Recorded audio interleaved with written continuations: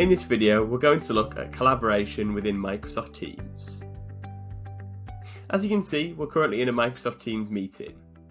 Now, if we wanted to share a document with our colleagues or our audience, what we could do is select the Share Content button in order to share our screen so everyone can actually see the document. The problem with this is we're not actually able to collaborate on the file, so we're not able to work on it all at the same time and make our own changes. We're just showing our audience or colleagues the document. In order to collaborate, we need to actually head over to the conversation area on the toolbar.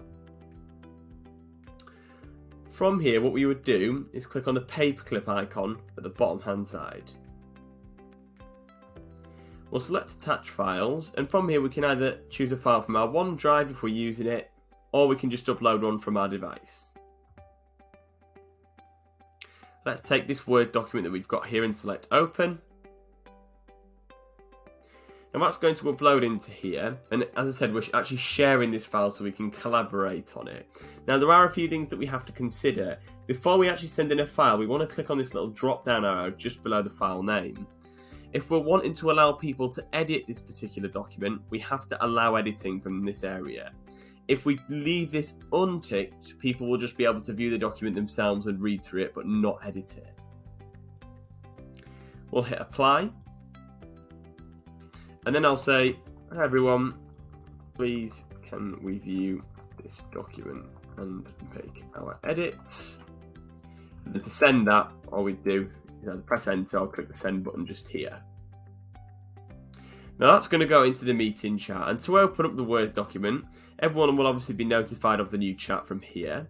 They can just go ahead and click just once over the file name, and it will actually open up directly within Microsoft Teams. So it isn't actually going to open anything sort of new. It opens directly within the Teams application. Now at the moment, I'm actually not touching my mouse. You can see that on the right hand side of the screen, and I'm not typing anything. However, one of my colleagues has actually opened up this file and is writing on it. What I'm able to do is edit it at the same time.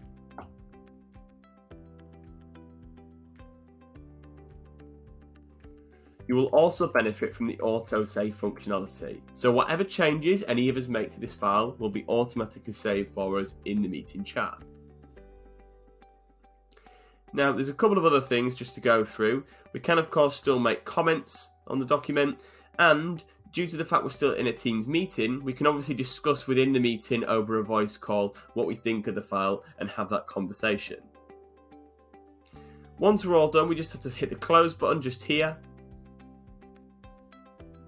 And now if I head back into the Teams meeting, the file's going to be saved here, and it will always be available to us when we look through our calendar area to find the meeting. However, if it is something important and it needs to go somewhere, what we could do is click on the three dots here, and we could actually download the file to our local machine. If we're not in a Teams meeting and we want to share a file, that's easy enough as well. You can, of course, do it from the conversation area within Teams, and it's just the same as doing it from within the meeting chat.